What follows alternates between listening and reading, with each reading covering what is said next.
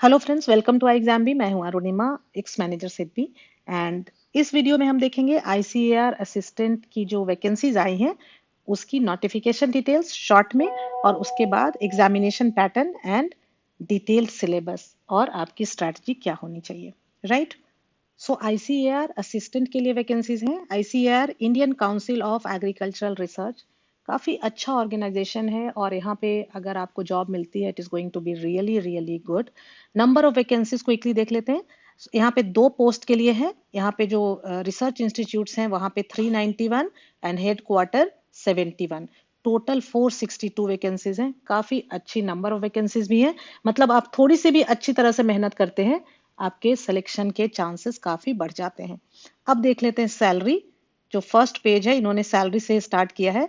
तो research institute के लिए level 6 that is 34,400 basic salary होगी और 52K in hand.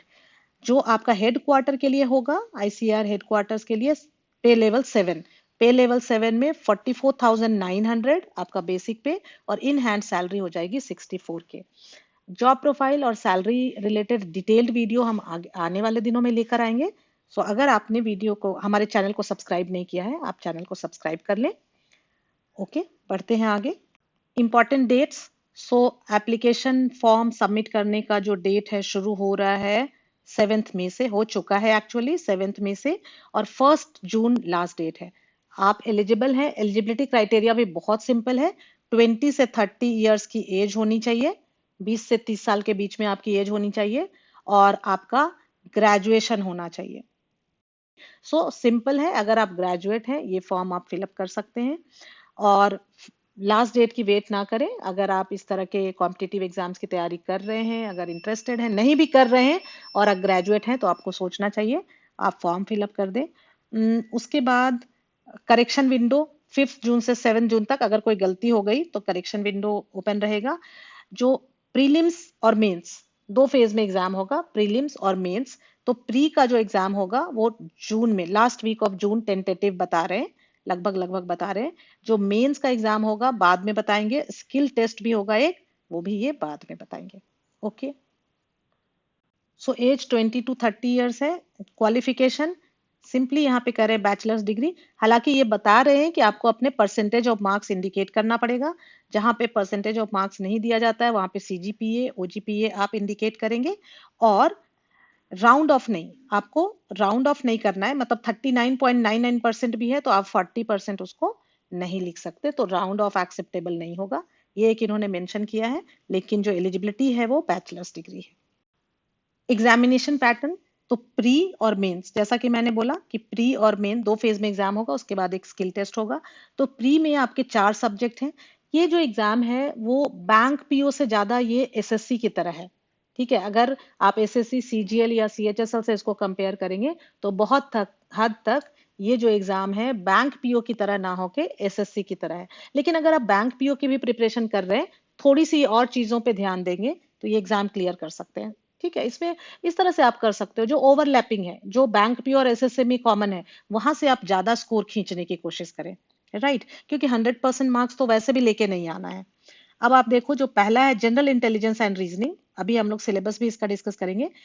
General awareness, quantitative aptitude और इंग्लिश कॉम्प्रिहेंशन। सो 4 सब्जेक्ट है यहाँ पे, 25 मार्क्स ईच, और मैक्सिमम मार्क्स 50। मतलब हर प्रश्न 2 अंकों का होगा।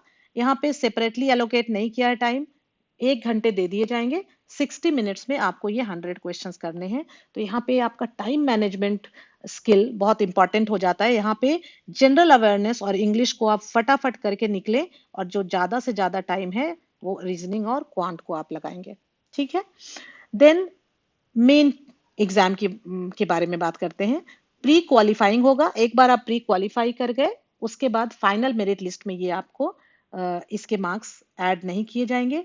मेन एग्जामिनेशन में quantitative abilities, English language and comprehension and descriptive paper. मतलब मेन एग्जामिनेशन में ना जनरल अवेयरनेस है, ना रीजनिंग है, इंग्लिश और मैथ्स और डिस्क्रिप्टिव पेपर। अब जो ये डिस्क्रिप्टिव पेपर है, यहाँ पे आपकी चॉइस होगी, चाहे आप इंग्लिश में लिखें चाहे आप हिंदी में लिखें, पेपर दोनों में रहेगा। ऑप्शन रहेगा, इससे पूछा जाएगा प्रेसी लेटर या एप्लीकेशन।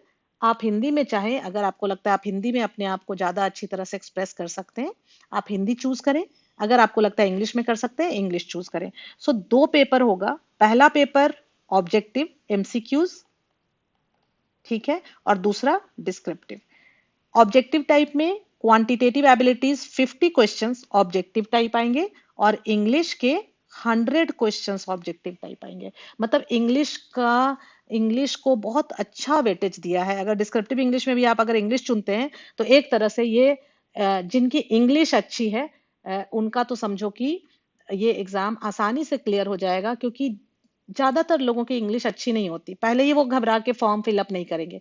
आपकी इंग्लिश जरा भी अच्छी है तो भी आपको जरूर इसकी तैयारी करनी चाहिए, क्योंकि इंग्लिश की जो तैयारी है ना वो बड़ी आसानी से कराई जा सकती है। अगर आपको लगता भी है कि आप इंग्लिश में वीक हैं, फिर भी इंग्लिश 1 डेढ़ महीने में ही काफी अच्छी तरीके से तैयार कराया जा सकता है, क्योंकि इंग्लिश बहुत वास्ट नहीं है, कम से कम इस एग्जाम को क्लियर करने के लिए तो नहीं। सो जरूरी ये है कि अब ग्रामर है तो आप वैसे देखेंगे ग्रामर तब तो बहुत कुछ है, लेकिन आपको इस एग्जाम के लिए क्या पढ़ना है वो आपको पता होना चाहिए, फिर चीजें इजी हो जाएंगी। ठीक है। सो क्वांटिटेटिव एप्टीट्यूड 50 क्वेश्चंस, 2 मार्क का हर क्वेश्चन, 100 क्वेश्चन इंग्लिश का 100 मार्क्स का, और डिस्क्रिप्टिव इंग्लिश 100 मार्क्स का। 2 घंटे दिए जाएंगे आपके ये 150 क्वेश्चंस के लिए, 150 क्वेश्चंस के लिए 2 घंटे, और यहाँ पे डिस्क्रिप्टिव के लिए जो कि 100 मार्क्स का होगा 1 घंटा। ठीक है, ये हो गया आपका पैटर्न।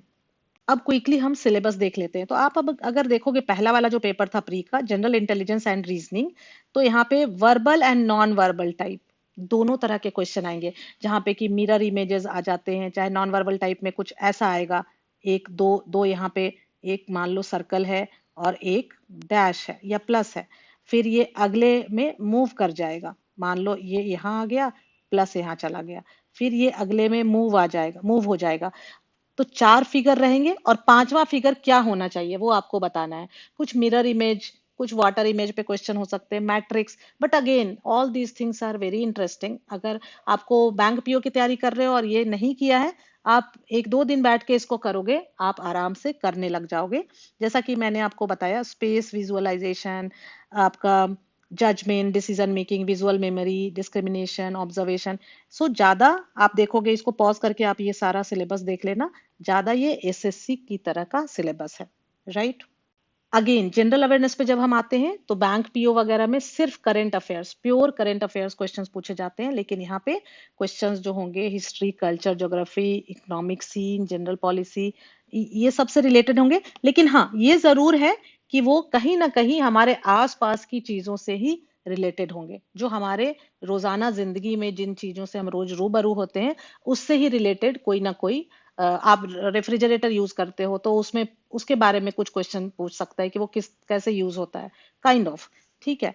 सो यहाँ पे भी आप करंट अफेयर्स पे भी ध्यान रखें, और उससे related history, culture, geography, general policy, scientific research से रिलेटेड कुछ क्वेश्चंस पूछे जा सकते हैं। ओके। क्वांट में आपका जो मैथमेटिक्स का पेपर होगा उसका सिलेबस यहाँ पे आप पॉज करके वीडियो को देख लें। सो ये भी काफी मिलता जुलता सिलेबस है एसएससी से। इंग्लिश में इन्होंने जो सब्जेक्ट का नाम रखा है इंग्लिश कॉम्प्रिहेंशन, तो इससे कई बार ऐसा लगता है कि सिर्फ आरसी आएगी, रीडिंग कॉम्प्रिहेंशन, लेकिन ऐसा नहीं है। आप देखोगे एसएससी सीएचएसएल में भी वो नाम रखते हैं कॉम्प्रिहेंशन, और इवन आईसीएआर के भी जो पिछले सालों के पेपर देखे गए तो उसमें वो हर तरह के क्वेश्चन है, एरर डिटेक्शन भी है, आरसी भी है, आपका फिलर भी है, मीनिंग्स भी है, फ्रेजेस भी हैं, तो हर तरह के क्वेश्चंस पूछे जाएंगे। तो इस तरह से आप अपनी तैयारी रखें। अब देखो यहाँ पे कहता है कि जो आपका part A B and D था, मतलब reasoning, general awareness and English, ये ग्रेजुएट लेवल का आएगा, मतलब एक ग्रेजुएट की जितनी अंडरस्टैंडिंग होनी चाहिए इन चीजों की। और पार्ट सी जो कि आपका मैथ्स था, क्वांट था, ये आपका 10th लेवल तक का ही होगा। क्लियर है।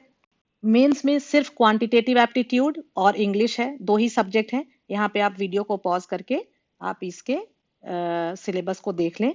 ये एमसीक्यूज रहेंगे, मतलब ऑब्जेक्टिव टाइप, और पेपर 2 जो आपका है एसे, प्रेसी, लेटर, एप्लीकेशन, ग्रेजुएशन लेवल का रहेगा यहाँ पे। लेकिन आप चाहें तो हिंदी में भी इस पेपर को लिख सकते हैं, पेपर 2 हिंदी या इंग्लिश, जैसे आप चाहें लिख सकते हैं।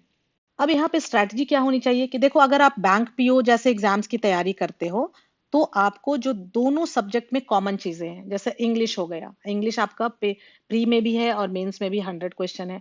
इंग्लिश हो गया आपका, क्वांट हो गया, क्वांट में बहुत सारा नया सिलेबस होगा इसमें, क्योंकि यहाँ पे आप देखोगे कि थोड़ा सा ज्योमेट्री वगैरह भी है, तो आप कंपेयर करोगे जो कॉमन है। एक ही बस बात को आप गांठ बांध ले कि मान लो आप बैंक पीओ की तैयारी कर रहे हैं, तो बैंक पीओ और इस एग्जाम के सिलेबस में जो कॉमन है वहां से आप ज्यादा से ज्यादा स्कोर खींचने की कोशिश करें, और बाकी को जितना आप कर सकते हैं धीरे धीरे पढ़ते रहे। राइट, क्योंकि इसी तरह से चीजें आसान होंगी, नहीं तो आप कहीं ना कहीं, क्योंकि आपको ये ध्यान देना है कि आपको 100 मार्क्स नहीं लाने हैं, पूरा 100% नहीं लाना है, लेकिन साथ ही साथ ये भी है कि lakhs and lakhs of students को पीछे छोड़ना है। सो कहीं ना कहीं आपको उन सबसे ज्यादा मेहनत करनी पड़ेगी। राइट, सो काफी अच्छी अपॉर्चुनिटी है आपके सामने, और नंबर ऑफ वैकेंसीज भी काफी ज्यादा हैं, 462 आज की डेट में। काफी अच्छी नंबर ऑफ वैकेंसीज हैं, तो मैं तो कहूंगी, और आपका जो एलिजिबिलिटी क्राइटेरिया है, आजकल देखो ज्यादातर जो वैकेंसीज आती हैं उसमें कुछ ना कुछ, किसी में एक्सपीरियंस मांग देते हैं, किसी में वो कहते हैं कि पोस्ट ग्रेजुएशन होना चाहिए, फिर वो कह देते हैं कि इतना परसेंट होना ही चाहिए आपका, 60%। तो बहुत सारे एग्जाम में आप एलिजिबल नहीं हो पाते हो। इस एग्जाम में आप एलिजिबल हैं, तो मैं कहूंगी कि जरूर आपको ये फॉर्म फिलअप करना चाहिए। और अगर आपने अभी तक आई एग्जाम भी चैनल को सब्सक्राइब नहीं किया है, आप सब्सक्राइब कर लें। आने वाले दिनों में काफी यूजफुल वीडियोस हम लेकर आने वाले हैं। साथ ही साथ आईसीएआर का हमारा कोर्स भी लॉन्च होने वाला है। 1-2 दिन में आपको मॉक टेस्ट भी मिल जाएगा आई एग्जाम भी वेबसाइट पे। और मेरे ख्याल से आपको मालूम ही होगा कि आई एग्जाम भी पे सारे मॉक टेस्ट फ्री अवेलेबल हैं। और फर्दर कोई जानकारी चाहिए तो आप इस नंबर पे कॉल कर सकते हो, 9205524028। और आप लिख सकते हो hello@iexambee.com पे। So thank you friends, thanks for watching.